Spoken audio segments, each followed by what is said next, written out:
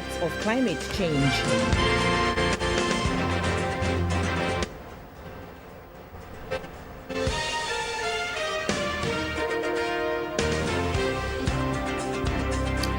Legon and Tech gets new vice chancellors.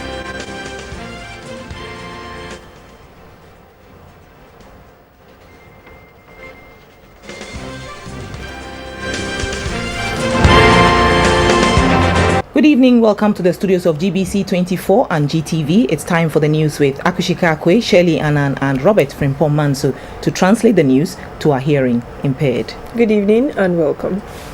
In our first story, an agroecology project that would enable farmers to respond to the negative effects of climate change has been launched at Techimani in the Bunafu region. Under the project, smallholder farmers will be trained to be climate resilient and also in near food security. Experts of agroecology say in the face of increasing population and rapid urbanization, as well as changing consumer patterns, the global demand for food is likely to increase, and at the same time, exploitation of the natural environment through industrial agriculture will intensify. Agroecology is the study of ecological processes that operate in agricultural production systems. To monitor the situation, agroecology advocates have taken it upon themselves to promote conservation of biodiversity through sustainable farming, which employs practices like crop rotation, avoidance of bush burning, biological pest control, and planting of legumes for biological nitrogen fixation, among others. Partners involved in the project include the Peasant Farmers Association of Ghana (PFAG), the University of Ghana, the Center for No-Till Agriculture, and the Organization for Sustainable Agriculture and Development. The agroecology project is being piloted in 9 districts in the Bunahafo and Ashanti regions. An official from Ministry of Food and Agriculture, Mr. Harible Pony, said the ministry is working with partners to build the capacity of farmers to cope with the challenges facing them.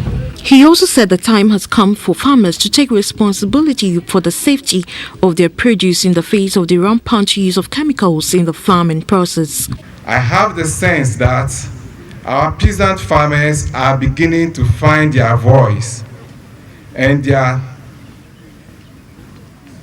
are ready to take their destiny into their own hands and reach out to research and policy makers to better their lots. The national president of the Peasant Farmers Association of Ghana, Abdulrahman Mohammed, commended government for the subsidized fertilizers supplied to farmers, but was quick to add that the prices are still too high for most farmers. A farmer in Nkranza North, Samson Fosu, spoke to GBC24 about the benefits of the agroecology project. It's climate change unity. Climate change will help us determine when to cultivate our crops. Na amakwanya ma yankudua nema wobra ensem.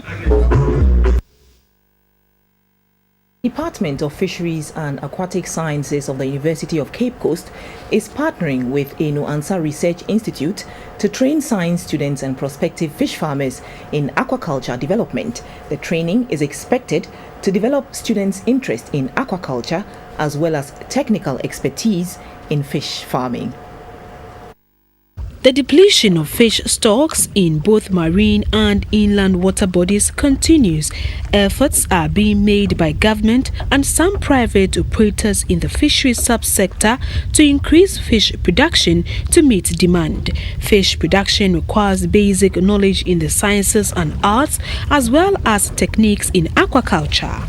It is for these reasons that the Department of Fisheries and Aquatic Sciences of the University of Cape Coast and the Enu and Farm Research Institute, with support from the Fisheries Commission, is training about 100 science students and prospective fish farmers in aquaculture development. This is to equip the fish farmers with the needed skills, techniques, as well as technical and business advice. The trainees were taught pond and cage construction, hatchery operations, grow-out operations, and water quality management. The other courses were fish health and diseases management, harvesting, and storage management. Fish farms owned by Ghanaians are not doing so well. We have farms owned by foreigners doing very well and expanding and expanding.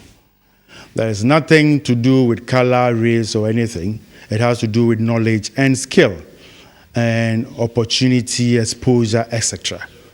And we saw that it also offered a business for us besides just operating a hatchery. The aquaculture development plan hopes to be able to produce up to about 100,000 metric tons, far beyond what is currently produced at 800,000. We have additional funding coming in to close up the grant. So through to December, we should be able to do this training every other 2 weeks. The head of the inland fisheries of the Aquaculture Division of the Fisheries Commission, Mr. Emmanuel Ayi, commended the department for the training. He said the training would complement the Commission's efforts to promote aquaculture businesses. We have a number of farmers who have sited their ponds or cages, and then they don't have the basic required legal requirement. The Fisheries Commission is mandated to ensure that farmers produce good quality and safe fish for human consumption. A training manual on tilapia aquaculture development, jointly published by the Department of Fisheries and Aquatic Sciences and Enuansa Research Institute, was launched. The 9-unit publication is to serve as a study manual for suitable fish farmers to ensure successful and effective fish farming in the country. The University of Ghana, Legon, and the Kwame Nkrumah University of Science and Technology in Kumasi have 2 new vice-chancellors. The 2 have worked extensively for their various institutions. Professor Ebenezer Odro Owusu was born at Tarkwa in the Western region. His primary school education was at the Cocoa Research Institute of Ghana at Akim Tafo, after which he proceeded to St. Peter's Secondary School at Nkwetiakwewu and to the Ghana Secondary Technical School at Takrade for his A-level. He graduated from the University of Ghana with a second-class upper in 1987. Professor Odro Owusu was awarded a scholarship by the Japanese government to pursue a master's degree and then a PhD in entomology. He served as the head of the Department of Animal Biology and Conservation Science from 2008 to 2010, Vice Dean, Faculty of Science from 2010 to 2014, Dean, School of Biological Sciences from August to September 2014, and Acting Dean, School of Biological Sciences from September 2014 to June 2015. He served as Country Director of Kinemachi Corporation, Tokyo, Japan, Ghana office from July 2001 to December 2004, and Country Manager, Cyrus Corporation, Tokyo, Japan, from 2005 to 2009. The university, as by law established. So help me. Professor Owusu has served on numerous university boards and committees and was Hall Tutor and UTAC Secretary. He is married with 3 children. The Chairman of Council of the University of Ghana, Justice Professor Samuel K. Dateba, said the process for the selection of the Vice-Chancellor is in line with provisions under the New University Act 2010, Act 806. A special council meeting was called to consider the report of the search committee and decided to appoint Professor Owusu as Vice-Chancellor to take effect on 1st August 2016. The immediate past Vice-Chancellor, Professor Ernest Aite, said he is confident that he is leaving the university in good standing. We spoke about teaching and learning, and we spoke about research. We also spoke about gender and diversity, and then talked about fundraising, and ended with our considerations for monitoring and evaluation of the university. In all of these, there's no doubt that the university is in a very good position.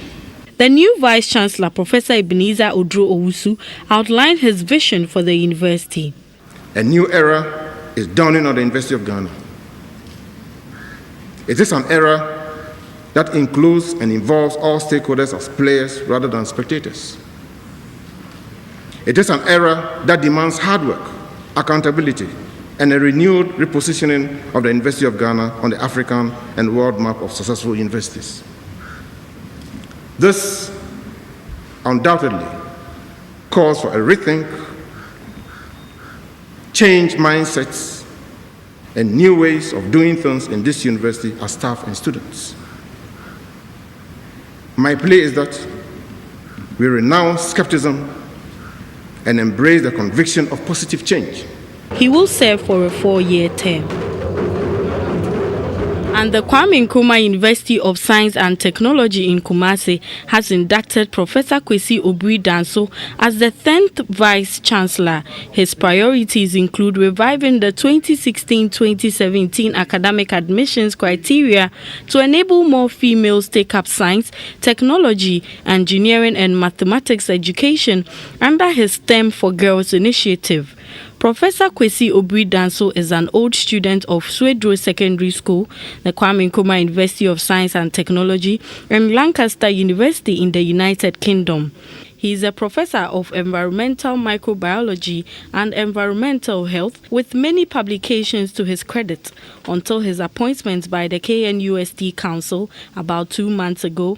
Professor Obui-Danso was the provost of the College of Science of the university and also a member of the implementation committee of the proposed University of Environmental and Sustainable Development to be established in the Eastern region. The outgoing Vice Chancellor, Professor Utu Ellis, thanked all partners of the university for supporting and cooperating with his administration. Always remember to put God first, the God factor.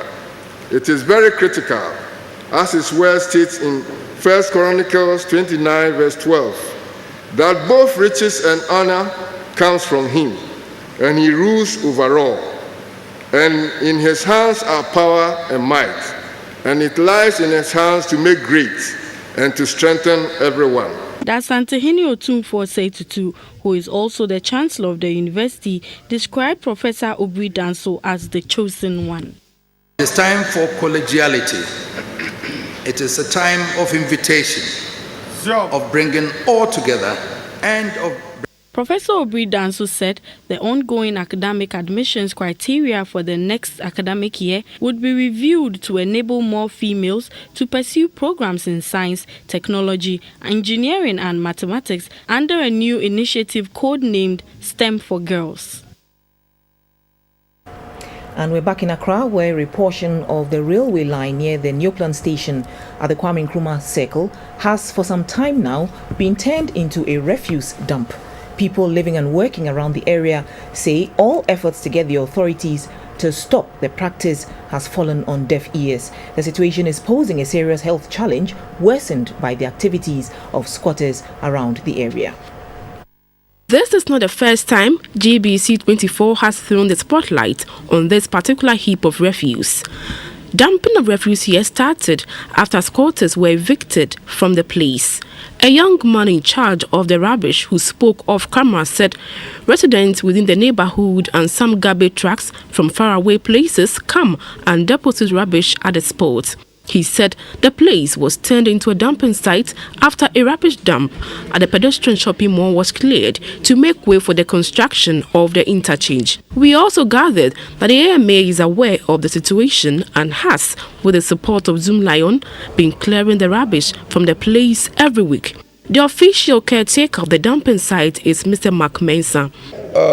Because of the construction, formerly there was a dump at the circle where the interchange is going on. Now they have closed everything and all of them bring their refuse here. Ms. Sarah Furiwa has lived here for the past 2 years. She pleaded with government to move the site elsewhere. 3 days we have malaria. I get malaria often, but whenever I try to plead with the caretaker of this dump site to tidy up, I get insulted. A driver at the Neoplan station, Mr. Samuel Adi, said the Accra Metropolitan Assembly must enforce the law on sanitation. Every day, no,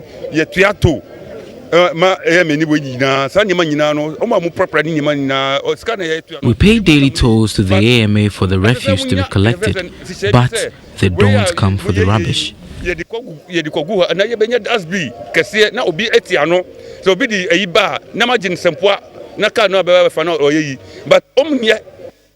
The area is home to bus terminals, factories, traders and residents. The concern of residents is that diseases could break out, especially with the recent rains. The Military High Command of the Ghana Armed Forces has reassigned Brigadier General Joseph Boampong, General Officer commanding the Central Command of the Ghana Army, as the Defense Advisor to China, and Brigadier General Cosmos Al-Hassan has been appointed the General Officer commanding the Central Command. As part of military traditions, a handing over and pulling out ceremony was organized at the headquarters Central Command in Kumasi.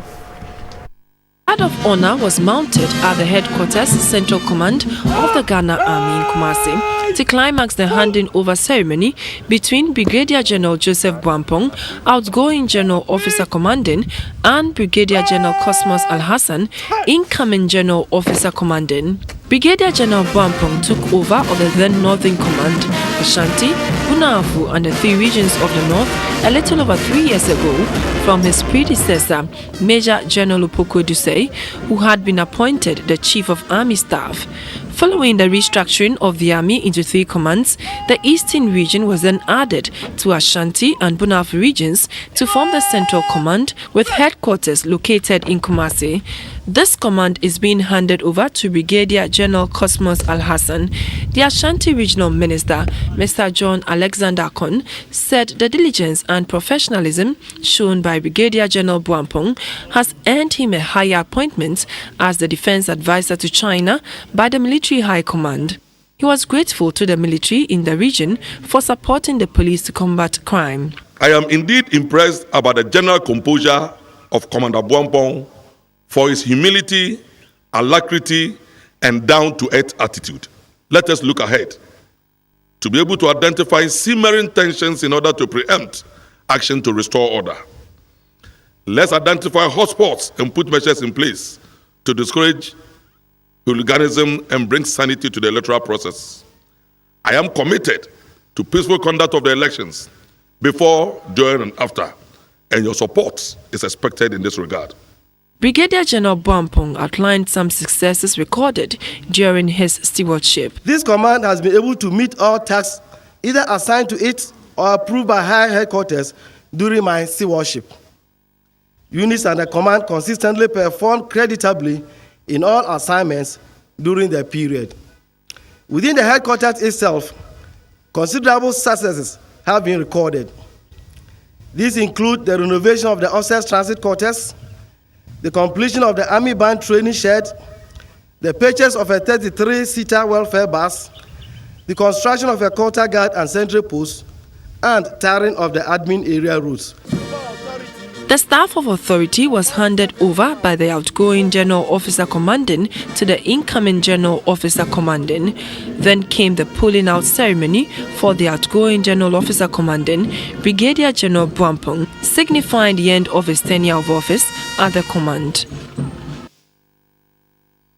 You're still watching News Hour on GBC24 and GTV. We have business coming up. Please stay with us. Hello, good evening and welcome. We are grateful to have you join us for the business segment. I am Dorothy Ajimai. From Friday, August 5, when the Import and Export Regulation Bill is passed into law, the importation of cement will be banned except cement from West Africa. Importers of Portland cement will now require license to import.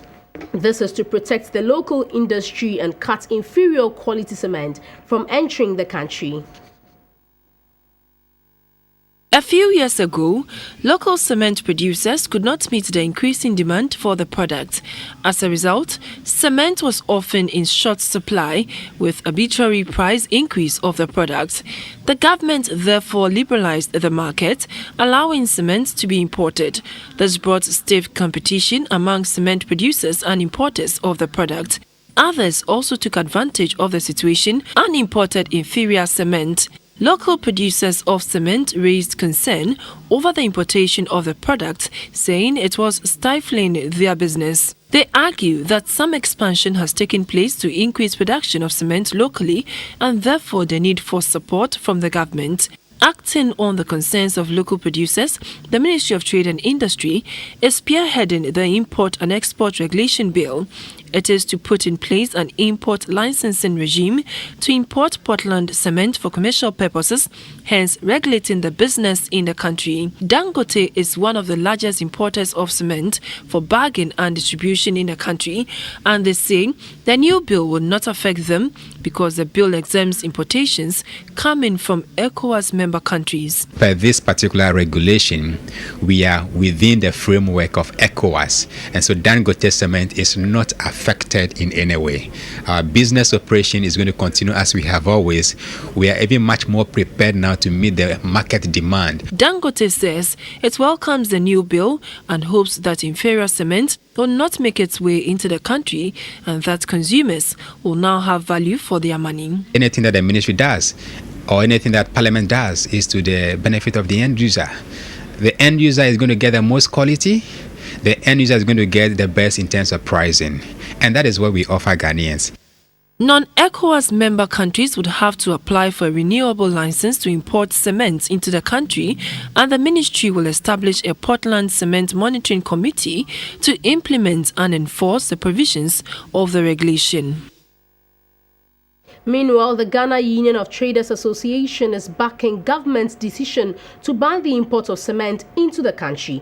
President of the association, Berima Ofori Amayao, says cement companies in the country have the capacity to meet the current demand.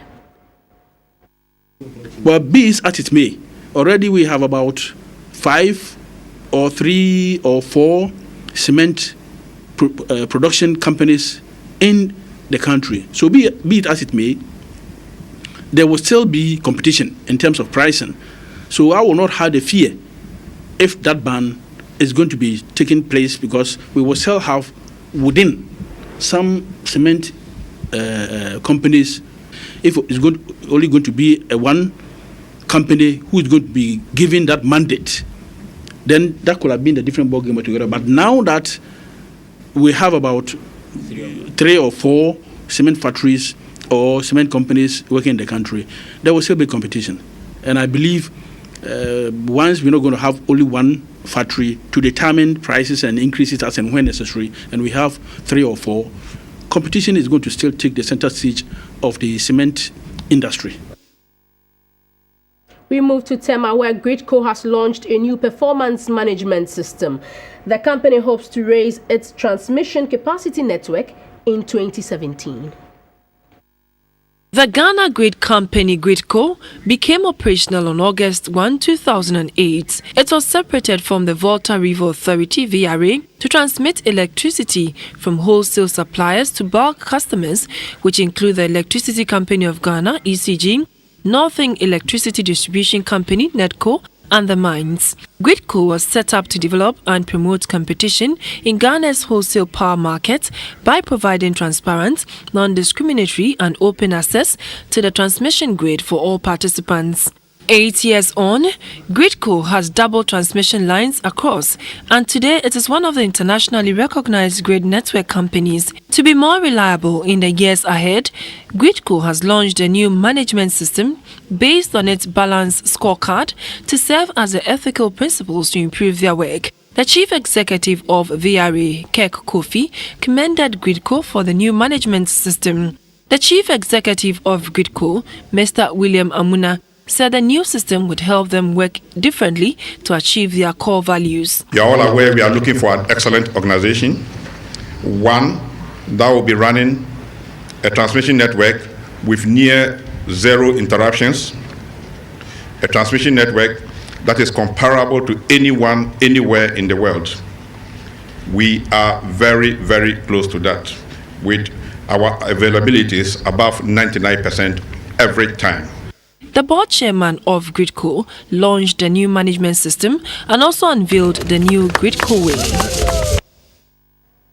Back here in Accra, it's the 6th day of the Civil and Local Government Staff Association of Ghana's nationwide strike, but some workers are at post despite the leadership's insistence that all workers boycott work.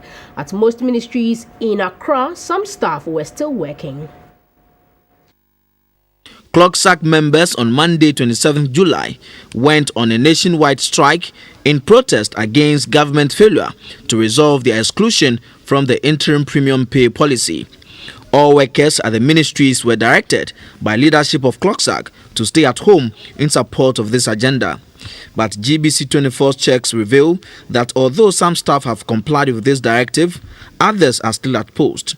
Public Relations Officer of the Water Resources Works and Housing Ministry, Abraham Otabel, explained that although they are fully in support of the strike, a total boycott will mean a complete shutdown of government machinery.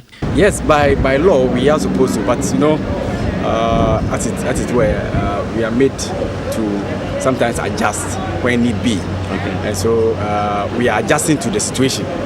Even though we all agree that this strike action is also to press on some demands which will overall help to support the entire staff.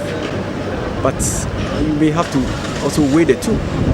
And as you assist, you expect that the two can work together. If not, the whole ministry will grant to a halt. The offices of the association, however, remain deserted, and negotiations currently are ongoing between Labour and government to amicably resolve the impasse.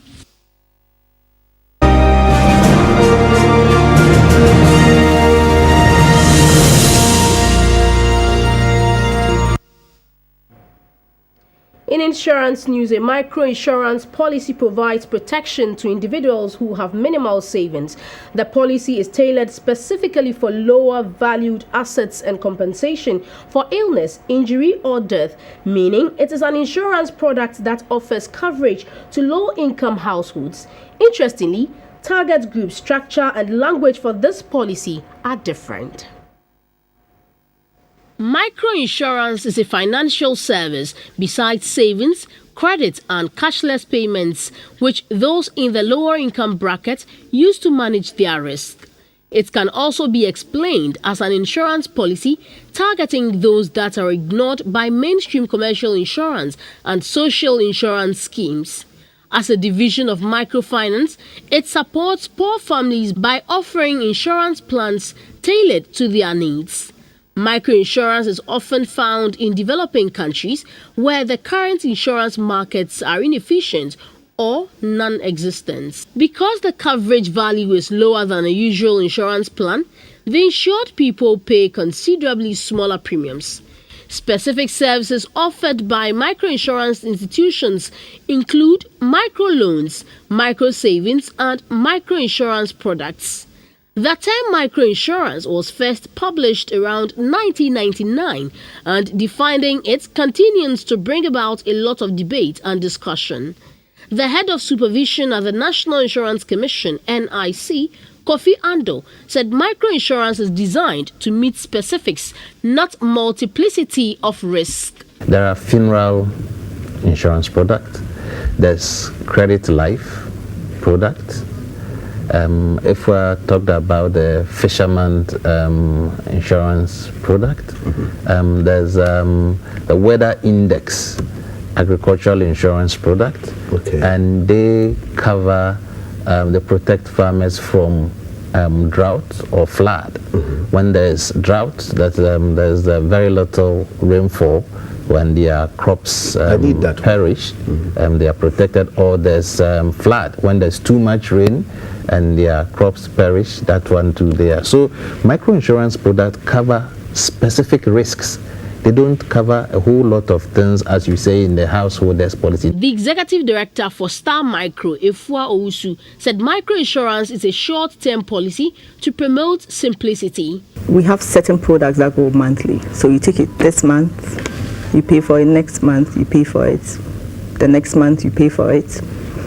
For the credit life, you take it during the duration of your credit. So if it's for 6 months, your policy is covered for 6 months. If it's for 3 months, it's covered for 3 months. It makes the policy very simple. Importantly, this means that the risk insured under a microinsurance policy is managed based on insurance principles and funded by premiums. Premiums are therefore typically regular, annual, quarterly, and monthly. The insurance news was brought to you by SIC Live. We have more news coming up. Please do stay.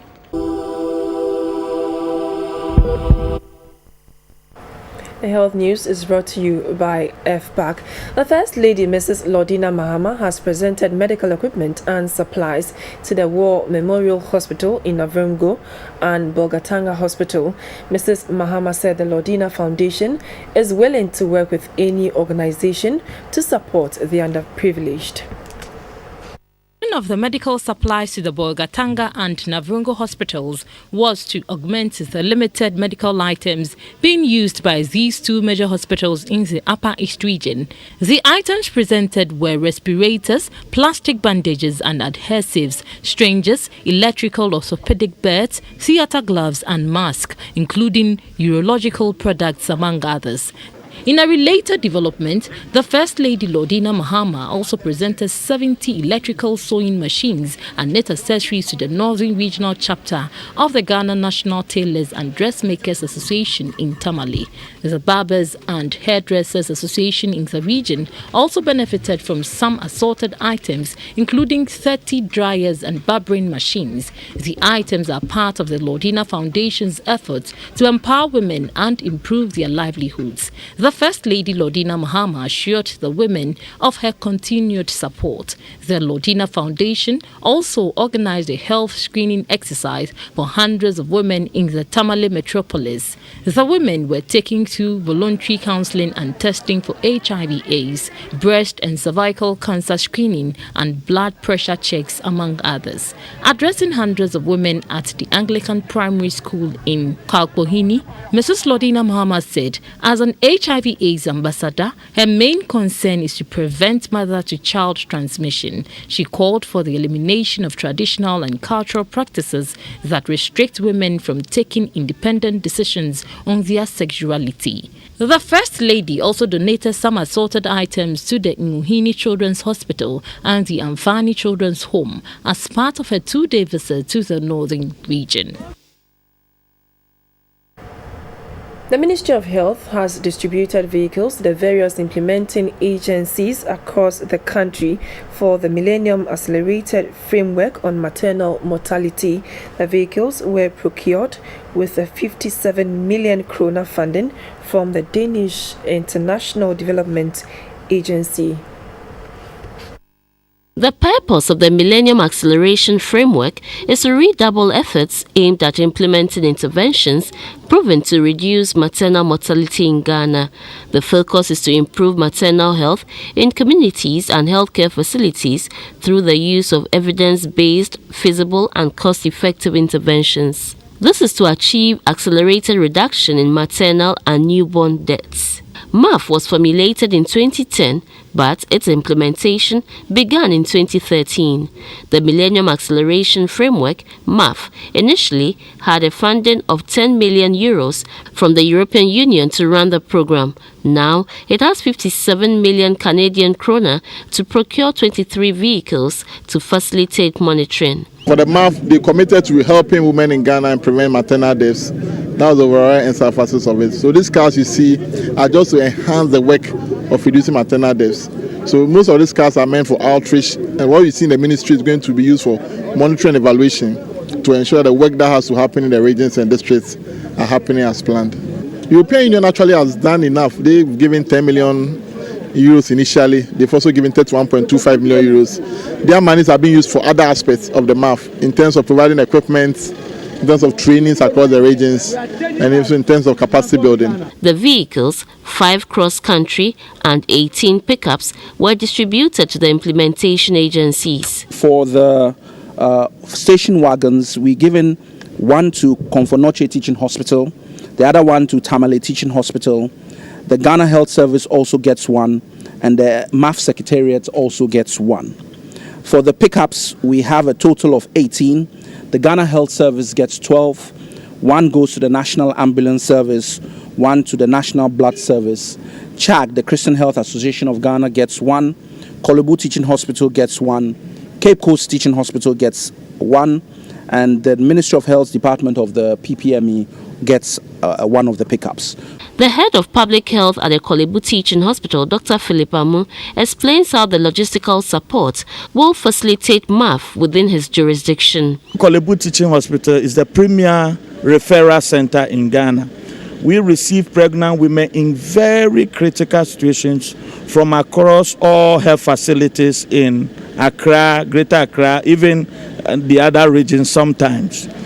And therefore, there's a need for us to work with our health facilities, the regional, the district health facility, the private health facility, engage them constantly so that we can give them feedback on the cases they are sending to Kolebu, how we would have wished they managed them better, and so on. So this vehicle is going to support us greatly in our supportive supervision to our referral hospitals. The MAF synchronizes with SDG 3, which ensures healthy lives and promotes well-being for all ages. It seeks to reduce global maternal mortality ratio to less than 70 per 100,000 live births by 2030. Sarah for GBC24, Accra.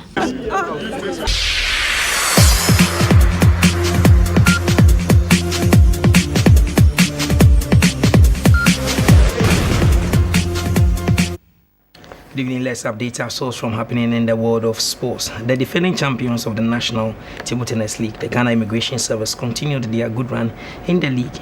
They beat Tesanos Spiners by 3-0 and Koforidua White Loopers by 3-1. This year's Table Tennis League is set to go down the line as defending champions, the Ghana Immigration Service and GRA battle closely for the title. There were 13 fixtures took place at the DG Atramani Sports Hall at the Accra Sports Stadium.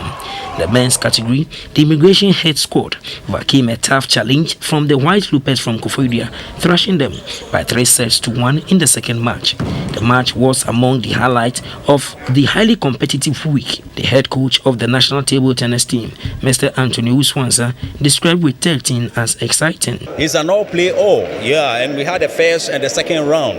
And as I said, on the 13th, we're bringing the curtain down for the 2016. So far, you look at teams like Immigration, GRA, Police, Fire Service, and MF. They've been so impressive in this year's competition. It's been so exciting, I must say. And the technical team is so impressed about the level of performance. The league continues this Saturday and will look to draw its curtains in the second week of August.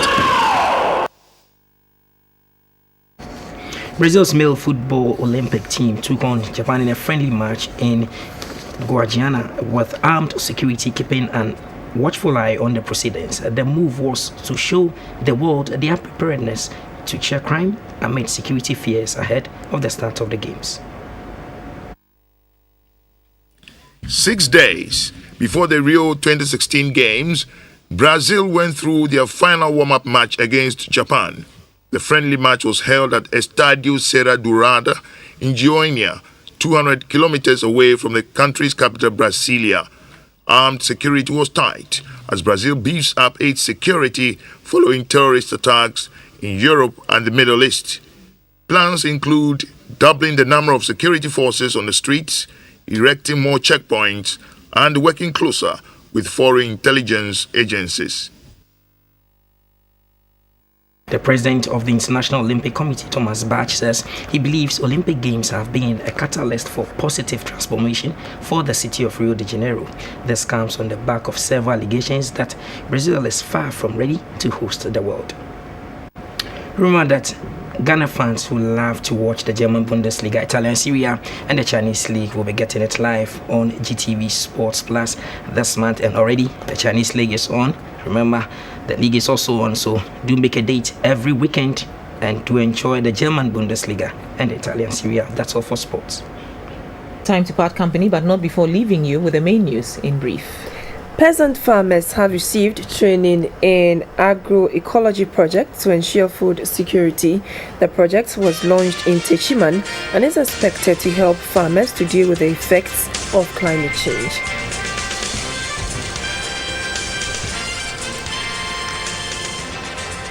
Legon and Tech have new vice-chancellors.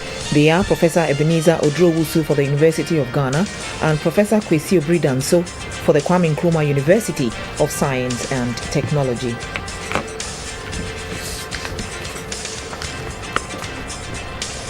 As president, unlike Mr. Trump, who was woefully unprepared. Thank you for watching the news. News tonight is at 10:30. Please make a date.